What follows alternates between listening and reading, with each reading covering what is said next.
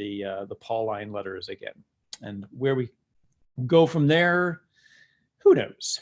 So that is that. Now, before I get into the, so today is on the Gospel of John, but before I get too much into talking about the Gospel of John, I'd first like to, let me mute all here. Mute all, there you go. I'd like to first of all talk about the Beatles.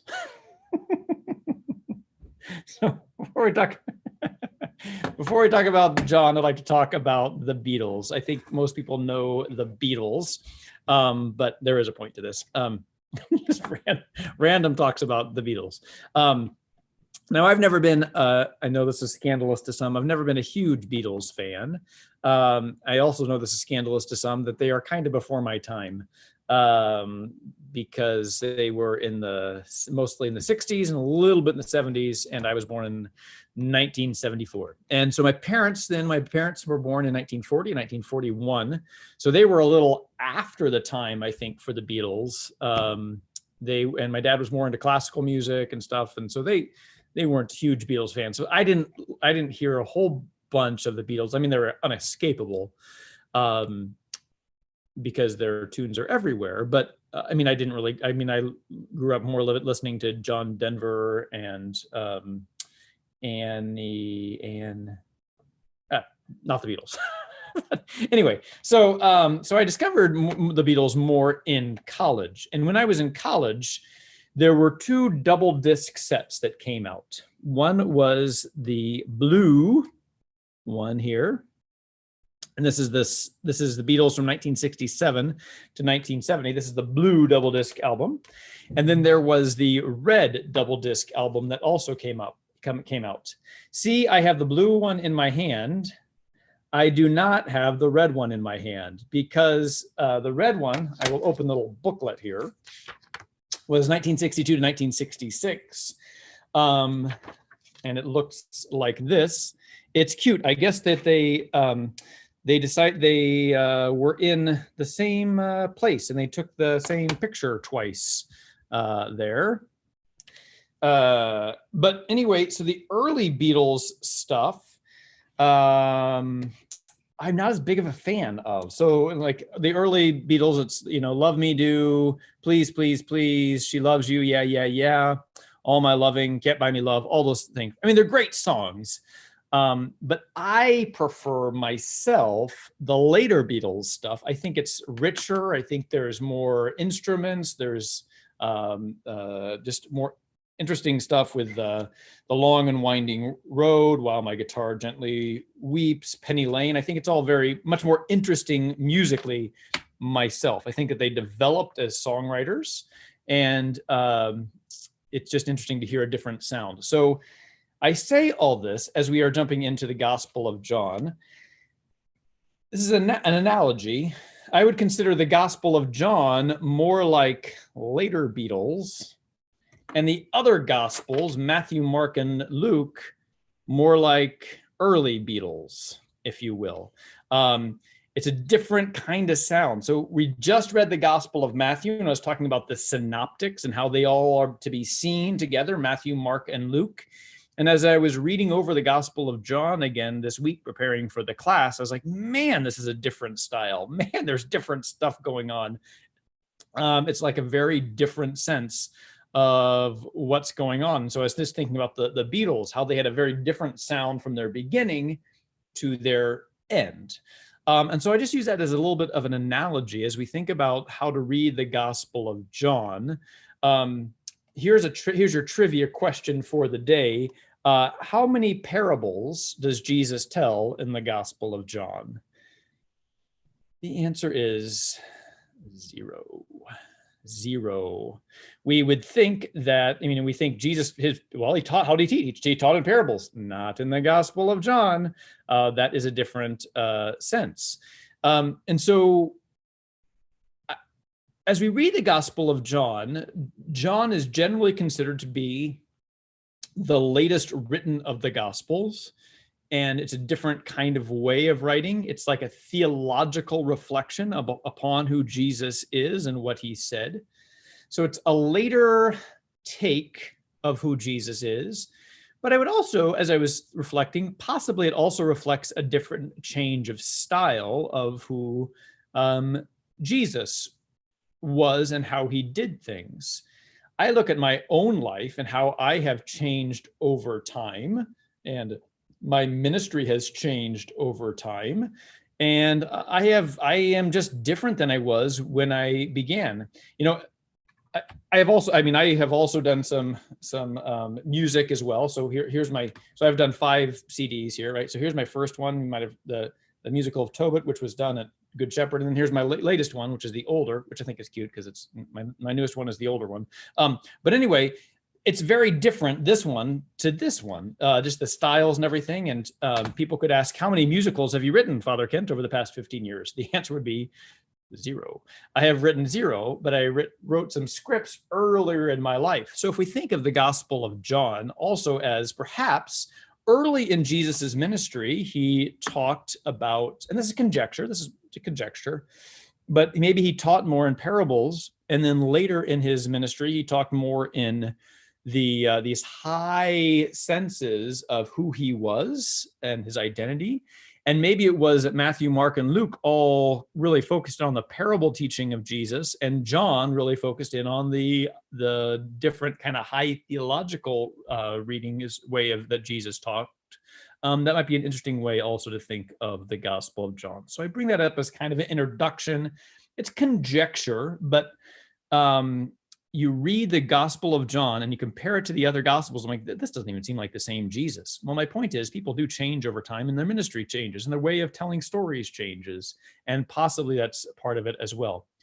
Now, that is also, we don't want to ignore that the literariness of John and Mark and Matthew, they all had different intentions.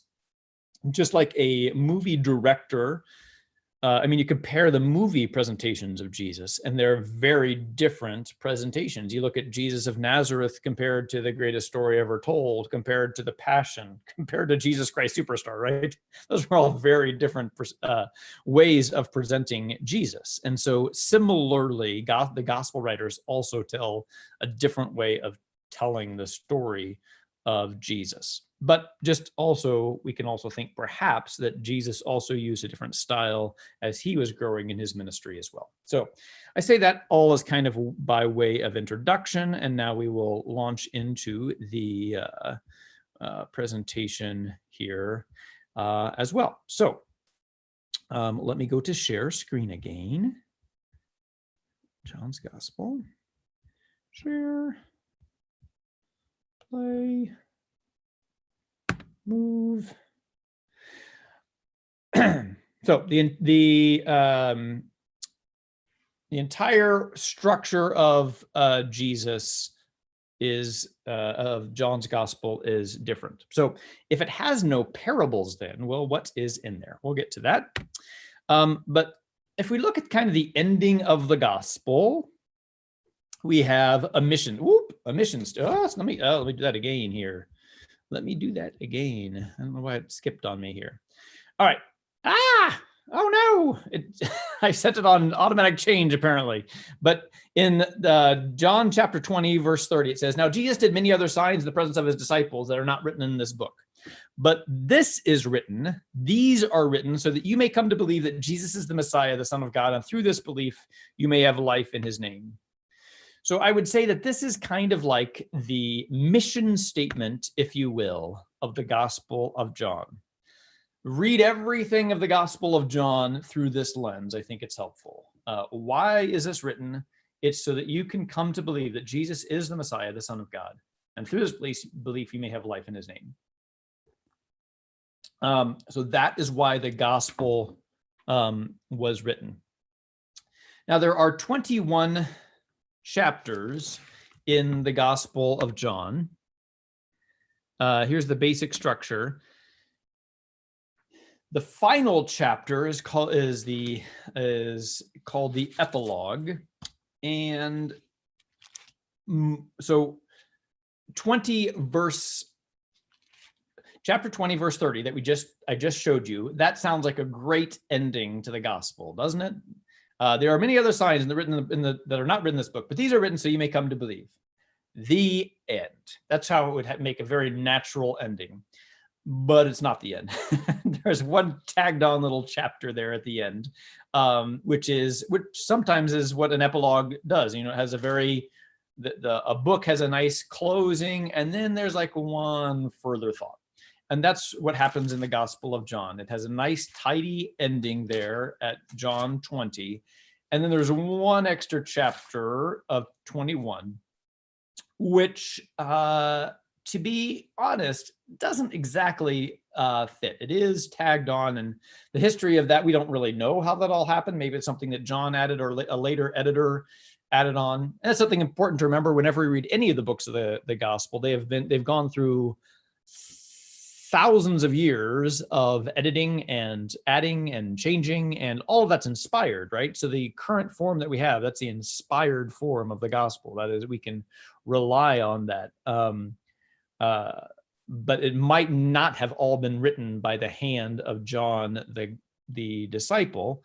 It's possible the later follower of John added on this thing, or it's possible there was this story, and there's important stuff in there. In the epilogue is that really important piece where Jesus really redeems Peter. Remember that Peter denies Jesus 3 times, and in the final thing is where Jesus asks Peter, "Do you love me more than these?" "Yes, Lord, you know I love you." And so he gives Peter 3 times to say, "I love you," to counter the 3 times that he denied that he even knew Jesus. And so it's a very important part of the gospel. But I think of possibly, again, this is conjecture, that there was this great story that was cycling around, and that was a part of the story of Jesus. But it didn't make the final cut in the original gospel, but then they had to find a place for it. And well, where do we stick this thing? Because we don't want to interrupt the flow of how the gospel is so beautiful the way it is. We'll tag it on to the end. I think that maybe is a good way to think of the epilogue, is it's good stuff, and it's like the extended cut, the director's cut, or the deleted scenes or whatever that we might get on a movie. Good stuff. I sometimes talk about. Some people come up to me after Mass and say, "Well, why didn't you talk about this in the gospel?" Or "You were really leaning," or in your homily, "You were really leaning to talking about that." And I said, "Yeah, that was on the cutting room floor." That's my standard response is, "Yeah, I was talking about that, and it didn't fit in a 7-minute homily. So something had to go. So I cut that piece out." So that happens all the time as I'm preparing a homily. I have material, and then as I develop the homily as it goes along, I like this thought, but it doesn't really fit in with the rest of the homily, so I cut it. Maybe it's a kind of similar thing of the epilogue, that there's, it's good stuff, but it just didn't make it into the whole regular piece of the gospel. But also having an epilogue works well because there is a prologue. And this also could be a little bit later of an addition, either by the hand of John or by a later person. But it also makes sense. Prologues are often written after the fact, or like an overture. It really sounds like an overture to a musical or an opera or whatever, because if you listen to an overture, it will often introduce themes that you're going to hear in the rest of the show. Well, if you're going to do that, well, you have to write the rest of the show first, and then you pick out the little themes that you're going to do in kind of a concise introduction. So that's what the prologue really reads like, and it's beautiful. If there were a stage play version of the Gospel of John, which I am unaware of there being, I can really imagine, an actor coming out on the stage and very dramatically, "In the beginning was the Word, and the Word was God, and the Word was with God, and the Word was God.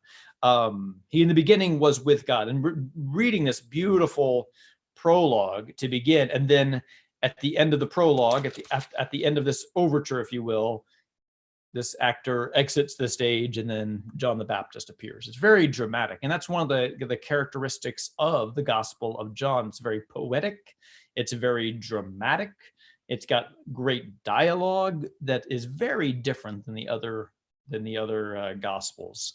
So the prologue, I was listening to. I think we still have formed. I still have formed the program that we got through the parish. I logged on and it's still there. I don't think I'm being charged, but maybe I am. I didn't check my credit card too closely, but form.org has some great presentations. And I was listening to one by Stephen Ray about the Gospel of John also. And he was mentioning that all the major themes that you hear really in the Gospel of John are heard in the prologue. And so what do we hear in the prologue?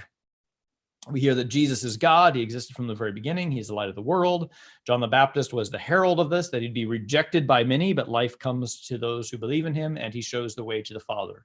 So those are themes that we hear in the prologue, and those are the themes that are going to be really brought out through the whole Gospel of John. So you really get a whole lot of the Gospel of John just by reading the prologue. And my completely unscientific method, but holy camoly, look at them footnotes. They go on and on. I mean, well, the whole Gospel of John, for that matter, it's mostly footnotes. There's hardly any text on the page. It's all footnotes. So it's a very important gospel, and lots of ink has been spilt on this gospel. So we have the prologue in chapter 1, we have the epilogue in chapter 21, and then the bulk of the Gospel of John is organized into two pieces. One is the book, it's usually referred to as the book of signs, and the book of glory. Those are the general titles that are given to those pieces. The book of signs and the book of glory. All right. So there are 7 signs. And why do we have these 7 signs? Why does John give us these signs? Again, we go back to our mission statement that this gospel is written so that we may come to believe that Jesus is the Messiah, the Son of God, and have life through these words. So listening to these book of signs, that is what is meant for us to change our hearts, to come to know that Jesus is the Messiah. In the book of signs, they are very public actions. They are things that Jesus does for the multitudes, the crowds. And then also in John's gospel, it's also important to remember that it's not necessarily chronologically arranged, but topically arranged. So he has a different way of arranging the way he tells the story.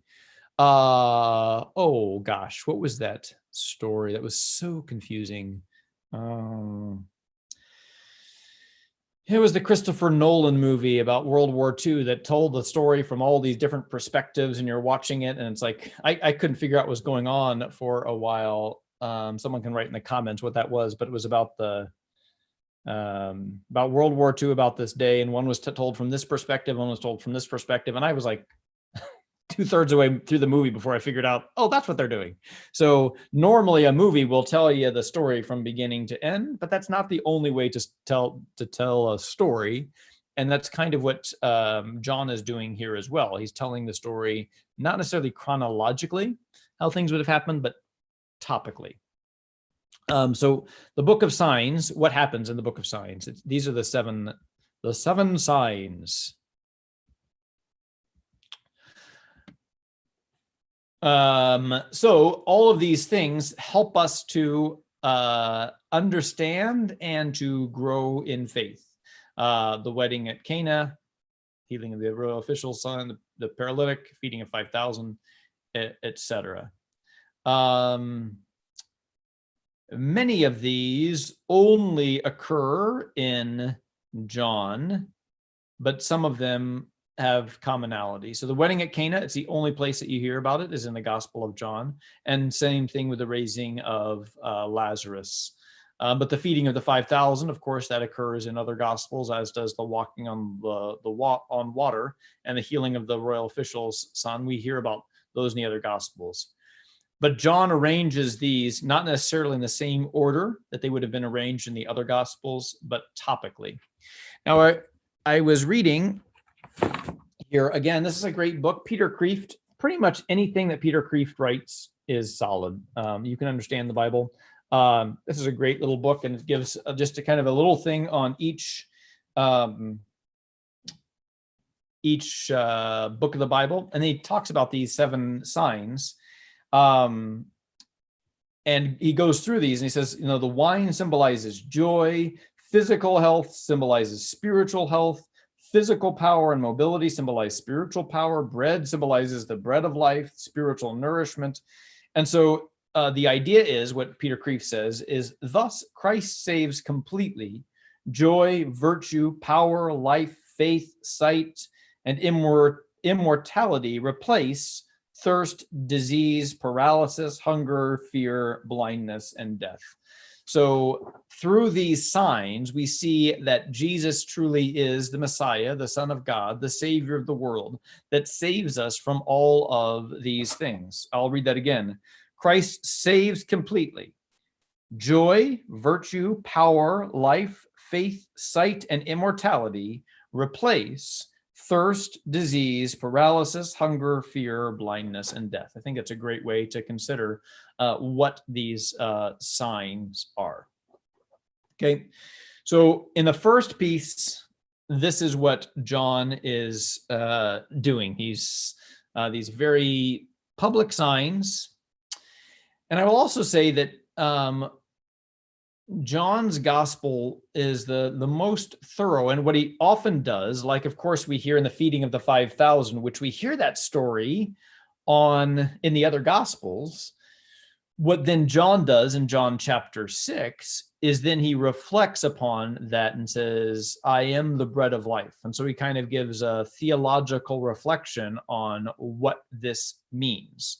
It's not just feeding of lots of people, but it's greater than that. And then in John chapter 6, which is often considered one of the greatest chapters for Catholic theology, and many people have come to the Catholic faith simply by reading John chapter 6. It's that reflection on what that means and who Jesus is and what the Eucharist is and the bread of life. And so that's what he often does, is he has this miracle, and then there's a reflection on what that means about the identity of Jesus Christ. However, again, as we heard in the prologue, he will be rejected by many. Jesus no longer walked. So 1150, chapter 1154. Hold on just a second. Do I have my silly little window open, or is the window off? I forgot about that. It's good. It's not in the way.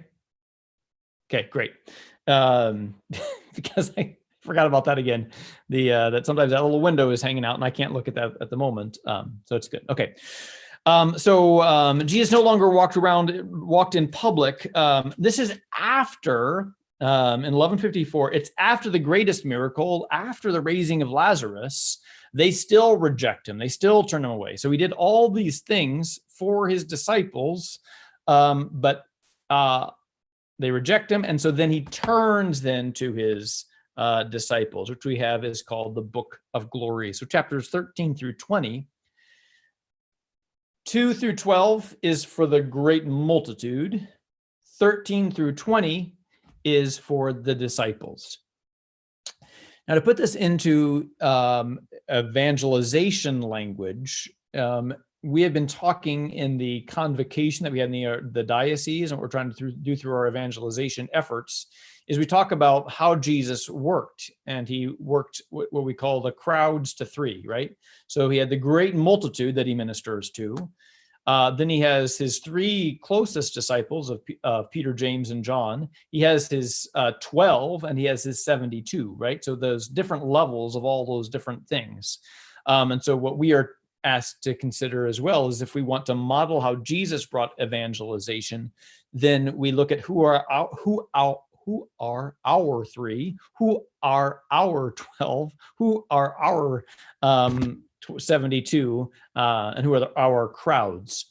So in the book of glory, where Jesus is, he's focusing in on his 12, basically 12-ish, is that his close group of disciples. That's what the book of glory, who that is intended for. So not for the great multitudes, but for the closest of his disciples. So what do we see here in the Gospel of John, chapters 13 and following? We see the washing of the feet. This is the only place that we hear about the washing of the feet. Again, I think often that this appears in the other Gospels. Nope, it appears in the Gospel of John. And there's not in the Gospel of John really an institution narrative, like where Jesus says, this is my body, this is my blood. Because we heard that basically in chapter 6 in the Bread of Life discourse, where he says, this is my body. So again, not necessarily chronologically arranged, but topically arranged. So he ties that into the feeding of the 5,000 and not necessarily as much at the Last Supper. But this is the moment where we hear about Jesus being this servant. This is also where we hear everyone's favorite part of the Bible. And people wish that the Bible be more like chapter 13, verse 31 through 35. Love is a new commandment. This is what I command you. Love one another. That's the entire gospel right there. Well, there's some truth in that. In fact, there is a legend that says that when John was an older man, that he just kept repeating that over and over again.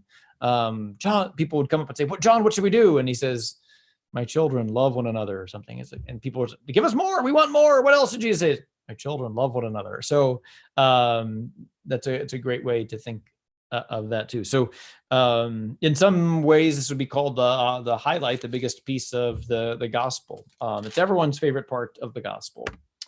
And then in chapter 14, we have everyone's favorite funeral reading. Well, I'm being a little bit hyperbolic, but sometimes when I meet with families for funerals, well, we always go over the readings and we look at these options. And I have learned over the past 17 years of priesthood is because they organize all the readings that are possible, and go Matthew, Mark, Luke, and John.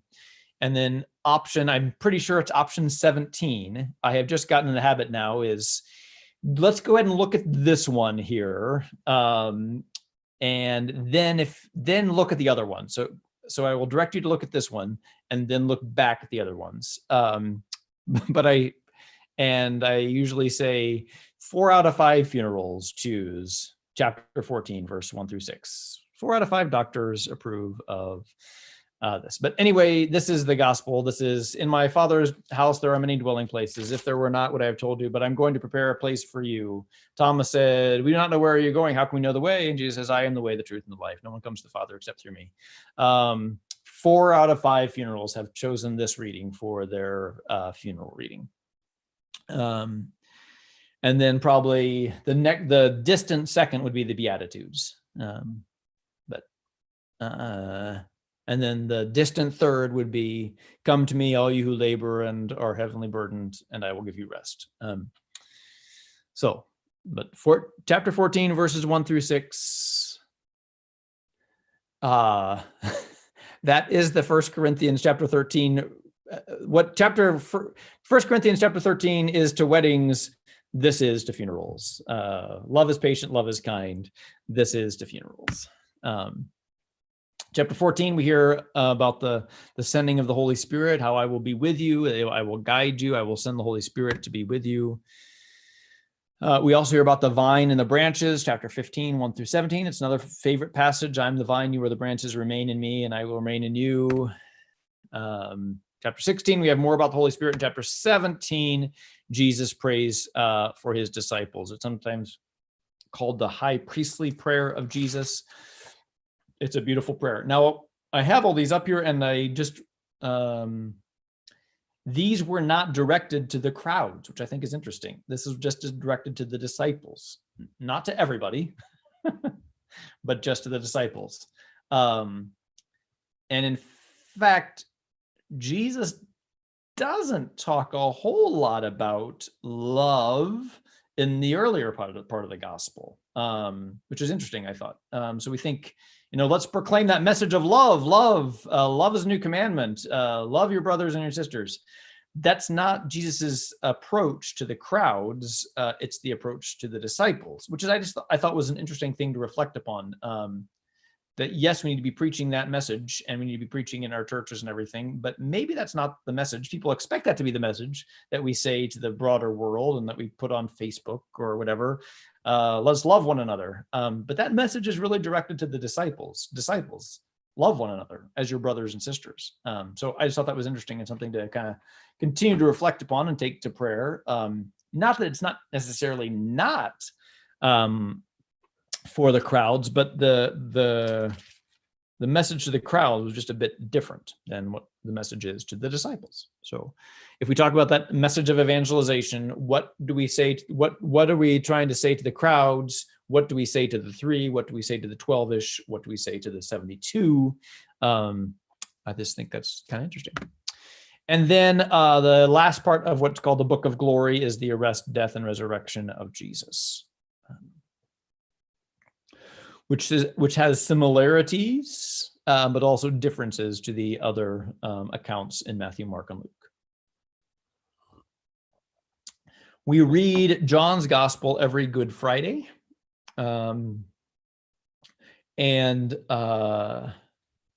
of course, on Easter we hear the stories of the resurrection. And then where do we hear? Where do we hear about John? Where do we hear in the lectionary? Because we have A, B, C, Matthew, Mark, and Luke. And John kind of fills in various places. So we hear about John. We hear from John throughout the Easter season. We hear from John in the Gospel of in year A, in Matthew's year, in the last 3 weeks of Lent. We hear John during Mark's year. We hear the Bread of Life discourse, and I have to review. We must hear John, maybe not, maybe just John in Luke's year in Easter. I'd have to review that. I don't remember.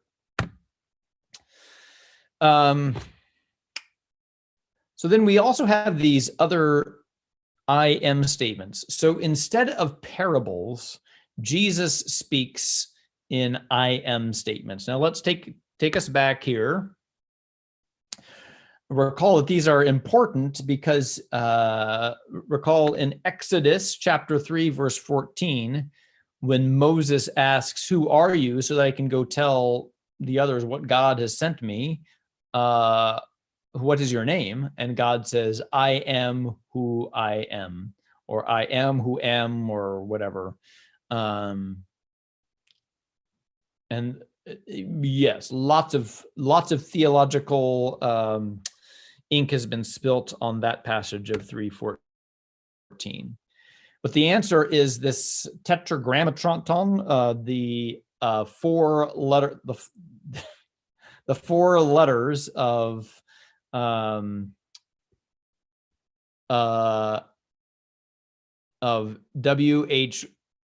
YHWH. Yes, it's the 4-letter word, the original 4-letter word, which is not to be pronounced. So like we have other 4-letter words that we shouldn't say. This is the original 4-letter words that you should not say, because this was never said by a faithful Jew. It was meant to be the unpronounceable word. But from it, this is where we get the words Yahweh and Jehovah. Again, as I was saying, I think last week or the week before, original Hebrew does not have vowels, so you had to supply those. Later Hebrew adds dots and lines for the vowels. So it was just a series of consonants, and then the vowels would be supplied later. Well, if you put vowels into the unpronounceable name, you could come up with Yahweh or Jehovah. You could come up with both of those just by putting vowels in there, depending on which vowels you put in. So when Jesus says, "I am," the big one comes in chapter 8, verse 58, where the Jews are getting into a conversation with Jesus and says, "Who are you?" And Jesus says in chapter 8, verse 58, Jesus says, "Amen, amen, I say to you, before Abraham came to be, I am." That's the original mic drop there. Bam. So if anyone ever says, Jesus never claimed to be God or whatever, you just need to read John chapter 8, verse 58. It's very, very clear. Before Abraham came to be, I am. And so then it says they picked up stones to throw at him, but Jesus hid. So, but no wonder, if ever I were to get up in church and say, by the way, I'm God, I would hope that you would kick me out and maybe throw stones at me, maybe styrofoam stones. But yes, they were furious. Now, Jesus, of course, was God, but they didn't understand that at the time. But it's a major claim to claim that you are God, and Jesus is. Again, what's our mission statement? These have been written so that you may come to believe that Jesus is the Messiah, the Son of God, and you might have life through his name. That's the whole purpose of the book. So Jesus states very clearly, before Abraham came to be, I am.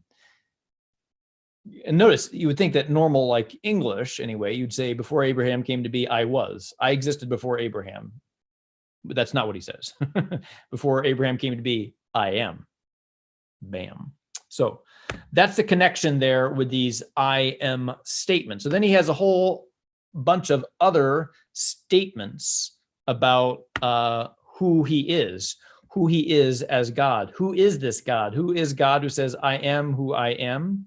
I am all of these things.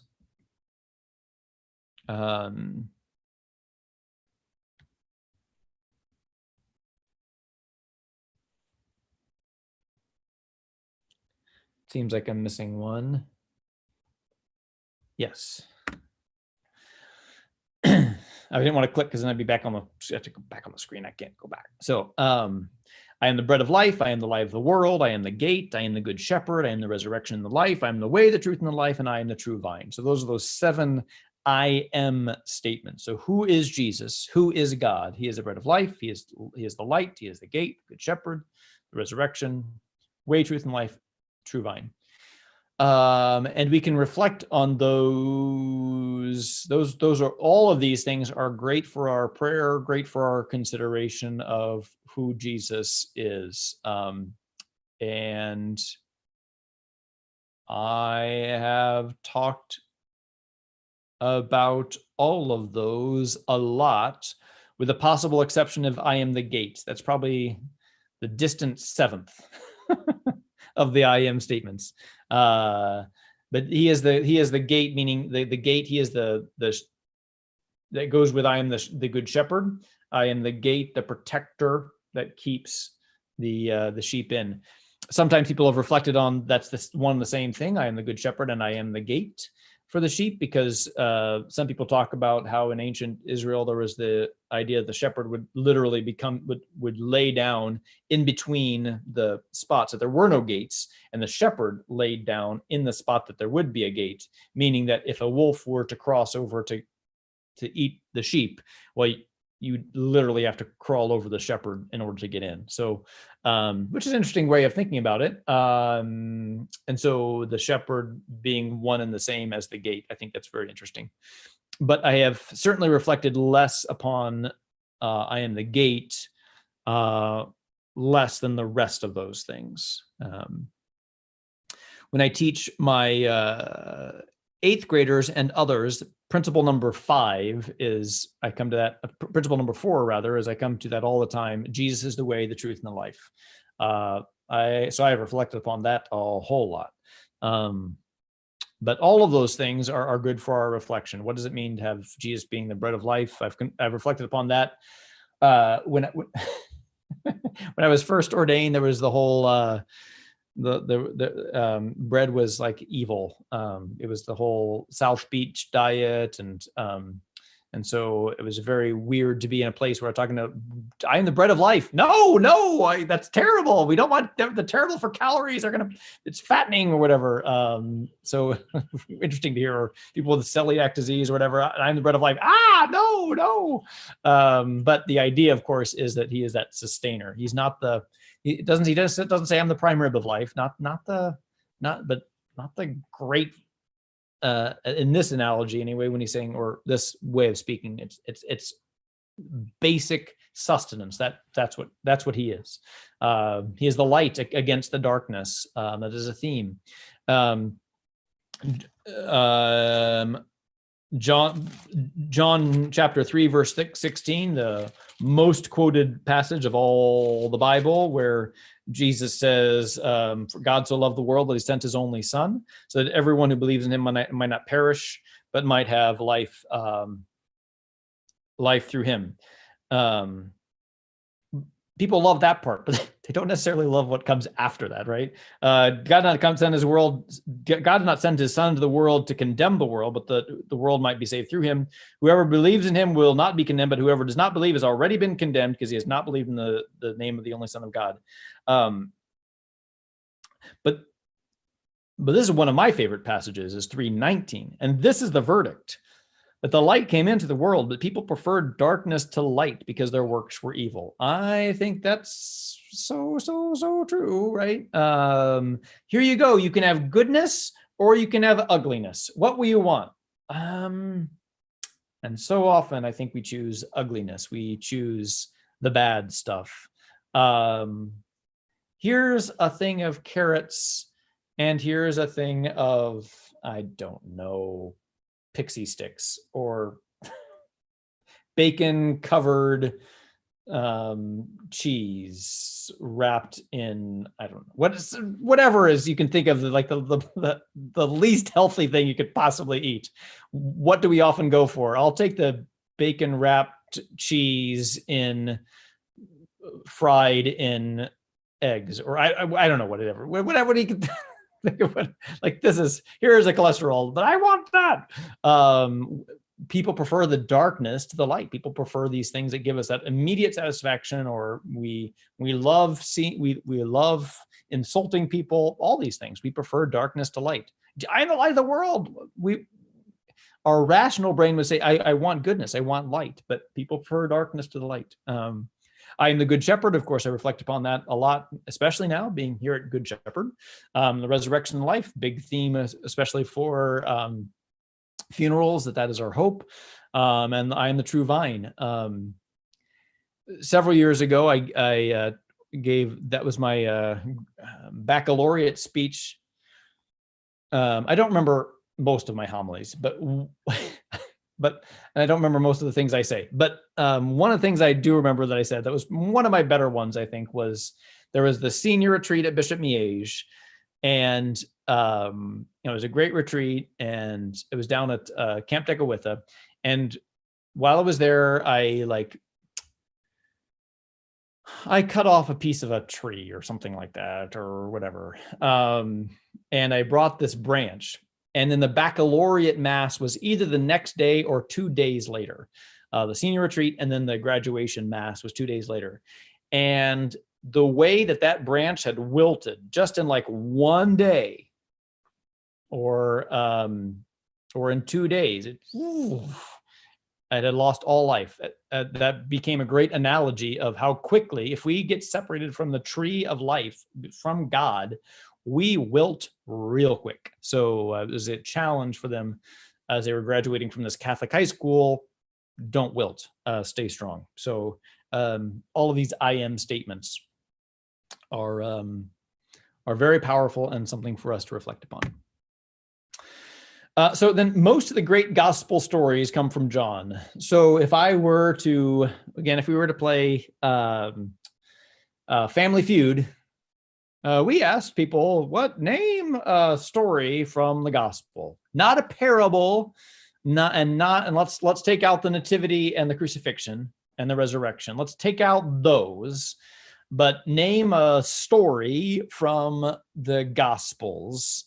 What would you name? That could be something that you could reflect upon. not a parable, not the Good Samaritan, nothing of that, but where are the great stories?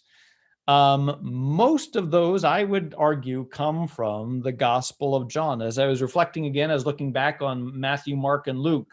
There aren't a whole lot of great stories, a whole lot of great conversation. All of the best dialogue, I think, for the most part, is in the Gospel of John. There are great things, walking on water or whatever, but there's not really much conversation that happens there. So what are the great stories here? Here's are the ones that the wedding at Cana. That's a great story, only in John.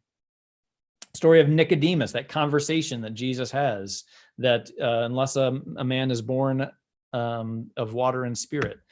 The Samaritan woman, and all these are long, little kind of, as far as gospel is considered, long, short stories.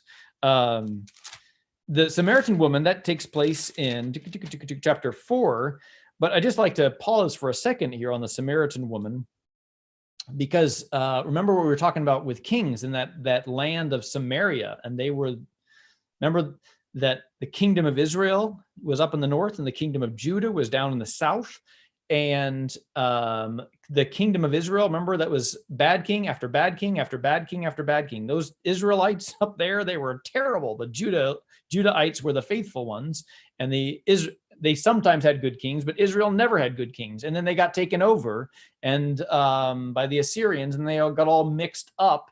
And then several centuries later, we have this kind of prejudice, if you will, against the people of Samaria. Even though they were supposed to be part of the covenant, they were in that terrible land of Samaria. But it's interesting just to hear about how that conversation there in the chapter 4, chapter 4, verse 16. Jesus says, "Go and call your husband and come back." The woman answered and says, "I do not have a husband." Jesus answered, "You are right in saying I do not have a husband, for you've had 5 husbands, and the one you have now is not your husband. What you have said is true." The woman said, "Sir, I can see you are a prophet. Our ancestors worshipped on this mountain, but you people say that the place to worship is in Jerusalem."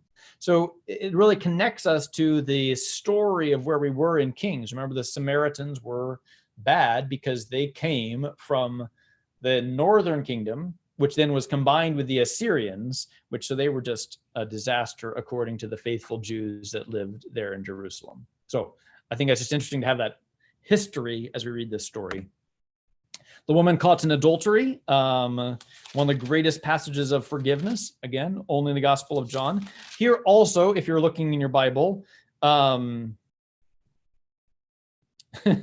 at least in this is an updated edition, but for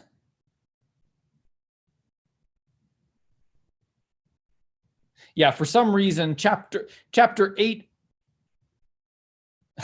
chapter 7 of John, verse 53 says, "Then each went to his own house, while Jesus went to the Mount of Olives." So in the middle of the sentence, we changed chapters. So again, chapters and verses were not part of the original structure of the Bible, but they were added by medieval monks. And I have shared how snarky people sometimes say that they were invented by medieval monks who were writing them in the horse cart while they were on their way to Rome. And they're like, and they're jumping around, and because it's not necessarily the best organizational system. The man born blind. It's a beautiful story about light and that Jesus is the light, the story of Lazarus. Now, these are the 3 stories, Samaritan woman, man born blind, and Lazarus, that we hear in Matthew's, in year A, we hear in Lent.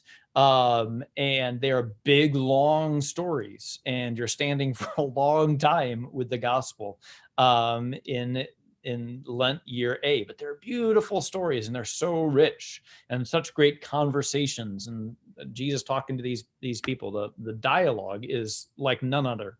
The washing of the feet, of course, we talked about that. The dialogue with Pilate. Jesus doesn't really have a conversation with Pilate in the other gospels, but here that's where well, I love that. I love that conversation that Pilate has with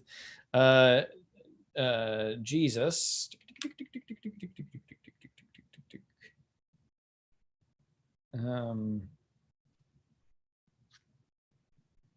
Yeah, in chapter 18. I need to switch Bibles here because I do like having the red letters. Where is Jesus talking? Oh, there it is. It's in red. So let me switch over to this other Bible, which is falling apart. This is my confirmation Bible. It'd be nice to get this rebound or something, but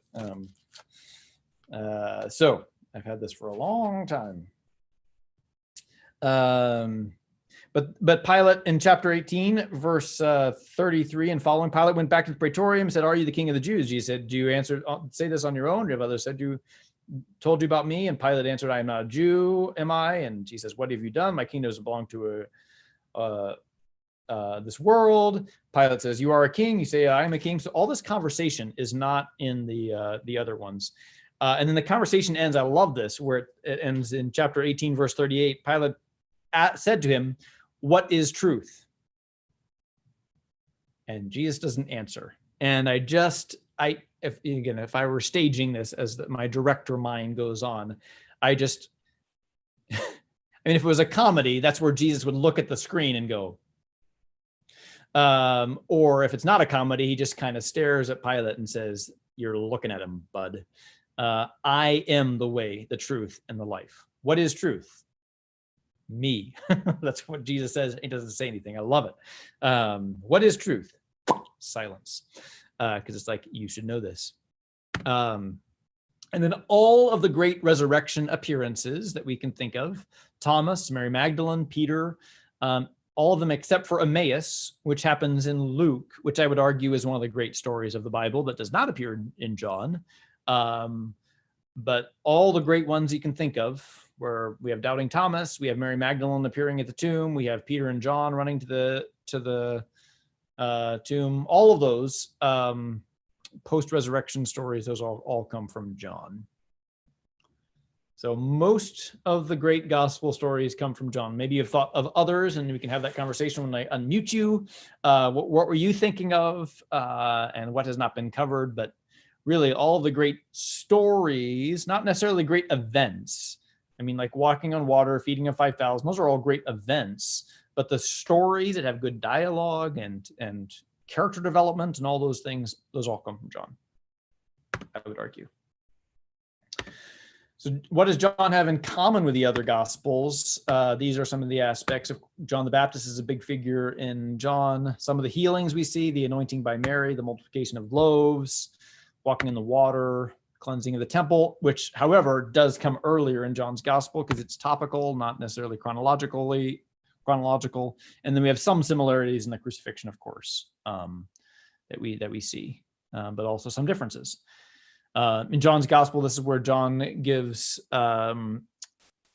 his mother to the beloved disciple, who is often referred to as John, but there are some disagreements whether that's actually who the beloved disciple is.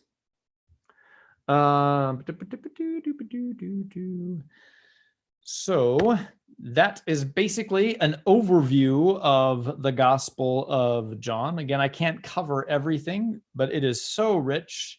One of the complaints, well, not complaints, but one of the things that makes it sometimes a little bit difficult to read of a gospel is that Jesus does go on to these long discourses, and sometimes it can sound a little bit repetitive.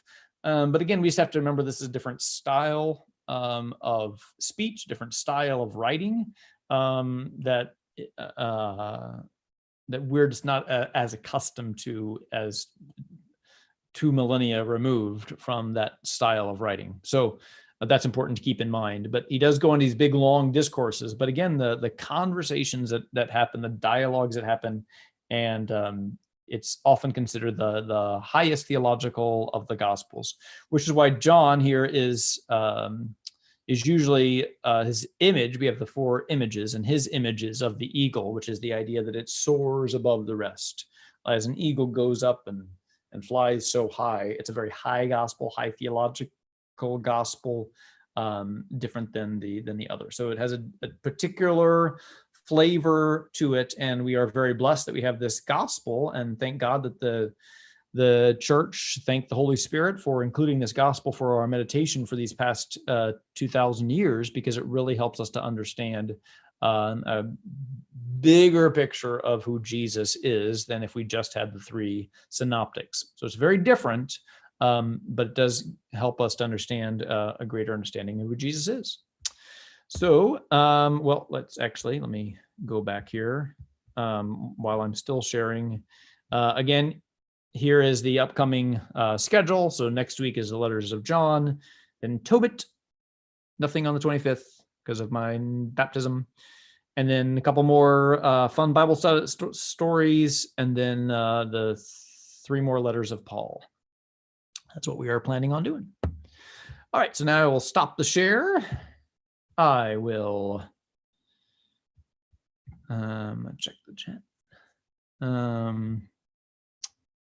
All right.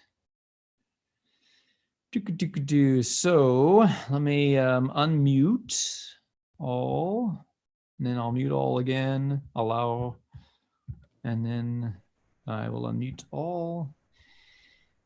And so now if we have any questions here or comments, yes, I have a bunch of these things because no.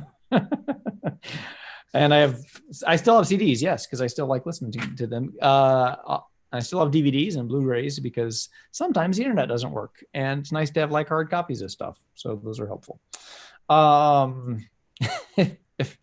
If it tastes good, spit it out because it's probably not good for you. Well, that might be true too. So Dunkirk, yes, that was the name of that movie. Thank you very much. Very confusing as it comes around there. So what other questions? I am watching the YouTube. I am watching the Facebook.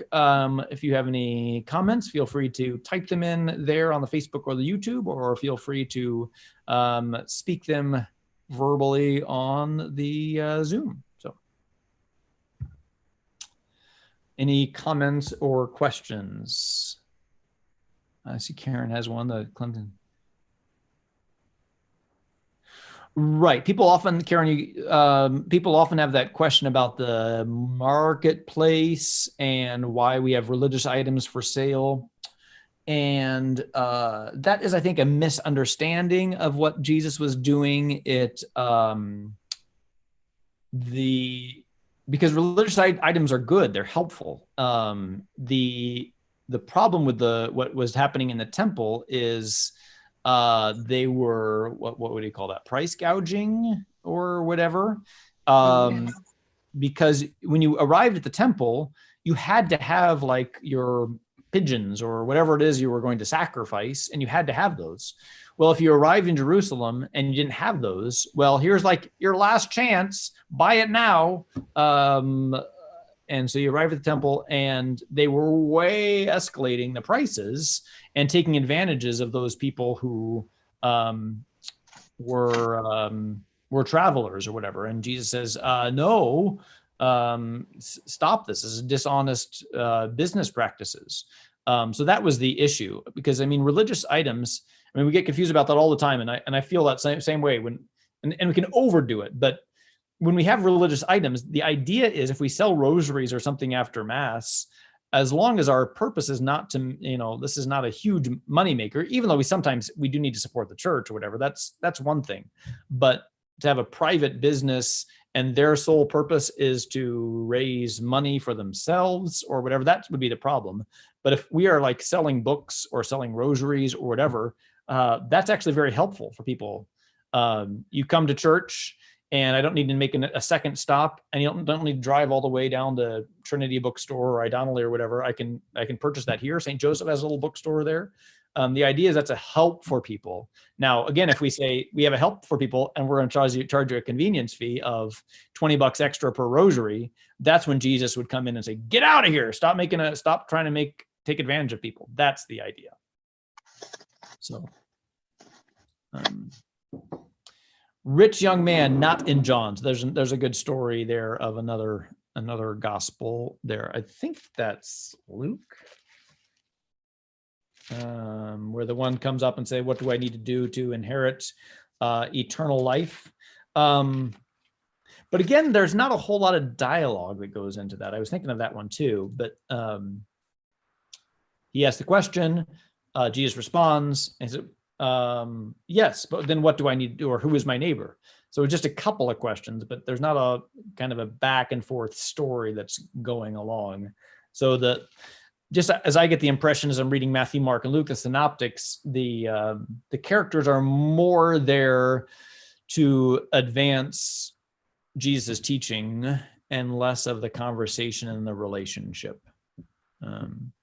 But I would say the rich young man is a bigger one, but is one of the bigger ones, and is certainly pretty worthy to be considered one of the great stories. And Emmaus, I think, certainly is that when they're on that conversation, that road to Emmaus, and they're having that conversation. We thought this would be that feels really more like something that would happen in John, because it takes a longer time. There's kind of a character development, if you will. Isn't the story of the rich man also to prove the point that we have sometimes put money ahead of God in what we love the most? Yes. One of the points that why it would take getting through the eye of the camel, which is like the very, very small door in the to get into Jerusalem, that it would be that difficult to get to heaven if you put money ahead of God, which is like an idol. Right. Yeah. And I just realized I was combining my stories. The rich young man says, well, what must I do to inherit eternal life? That was the question. Yes. And then he goes away sad. Right. And the original thing is, the commandments, do these things and you will live. But what else must I do? And then Jesus says, he looks at him, he loves him and says, well, okay, if you really want to know, and went away sad. And so that's just such a sad story that, yes, he was connected. He was too much connected to his riches. I guess the snarky answer is don't ask follow-up questions. Just do. But Jesus knew that he could make that step, but he chose not to. So yes, I think the rich young man does come close, but it's a shorter one. But I think it would qualify as one of the great stories. It would come up as number 7 or number 8 on our Family Feud, but it would just depend on what the people answer with. Yes, but okay. Other questions that you might have? Any other things there? Hopefully this has been helpful. As kind of, again, as just an introduction. I can't cover everything, but the idea is hopefully just to inspire folks to say, okay, well, that's helpful. That gets me started, and now I want to go and read this and dive in deeper. That's always my intention with these little 1-hour sessions, is to introduce the ideas, introduce the concepts, and hopefully give you a sense of, okay, now I can really read this and have some sense of what's going on. So next week we will look at the letters of John, which I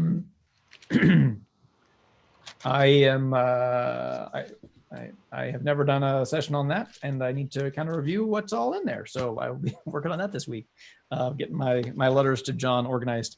The first letter of John is the longest, and by longest I mean like 5 chapters, and then like 2 and 3 are teeny tiny little things. So you have 2 weeks. I do have 2 weeks. We all have 2 weeks. Right. So I've got 2 weeks to get my class together. And maybe if I'm thinking ahead, I can prepare for Judith and Esther as well, which I am also less familiar with. I'm very familiar with Tobit, but did I mention I got a musical? Are they for sale, Father? I have not. How many musicals have I written in the last 15 years? 0. But they're not really for sale. And I mean, I've got like only 5 CDs of this one left, but they are available on YouTube and Spotify, and that's all free. And so, that's available for you. And I might, I mean, it'll be a little bit self-serving, but I might do some kind of, I mean, it's not self-serving, but there is, I can't hardly talk about Tobit without talking about the musical because Sure. that'll be a little bit of a different flavor, but again, it's not particularly self-promotion. It's just, that's how I kind of see the book of Tobit is through the size of this musical. And I'll try to honor the book as much as possible, but I will probably not be able to resist talking about in the stage version. This is what happens. So, all right, let me just do a final check here of the book in the tube. I think we got everything. So thanks so much for tuning in, and we will see you not next week. Happy 4th of July, everybody. We'll see you in 2 weeks. Okay. Bye. Thanks so much. Thanks, Father. Very good. Thank you. Now I got to Thanks, figure out how Father. to get out of here. Here we go. I was going to say, I apologize. I think it's our fault you're having to do a 5 o'clock mass today. Because we booked 20 spots on 10 o'clock for tomorrow. Oh. For Cassie's first communion. I see. Well, I think we're at that point anyway. I think some more first communions are coming. So our first communion is tomorrow. Mm-hmm. Super. Yeah. Great. So we may have overbooked slightly. Sorry. We weren't sure who else coming. So. Well, that's all right. I think we were borderline last week too. So You I were think, full last week. Yeah. So I think it's due to start having a third mass. And we'll see how this, and I think last I checked, there were about 20 people signed up for the 5 o'clock tonight, but yeah.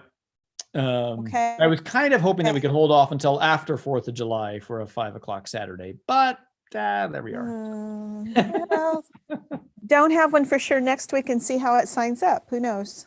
No, I think once it's open, it's open. So Oh, I don't think okay. there's any going back. So that's fine. I mean, I'm there for confessions anyway. Okay. So, Sorry. don't know. I'm so, I mean, Okay. I'm happy All right, people we'll are see you there. You tomorrow. know, it's like, it's a great problem to have. It's like, what, we need to add more people want to come to mass. Super. Let's I know, make but you the- won't have those 20 spots next week.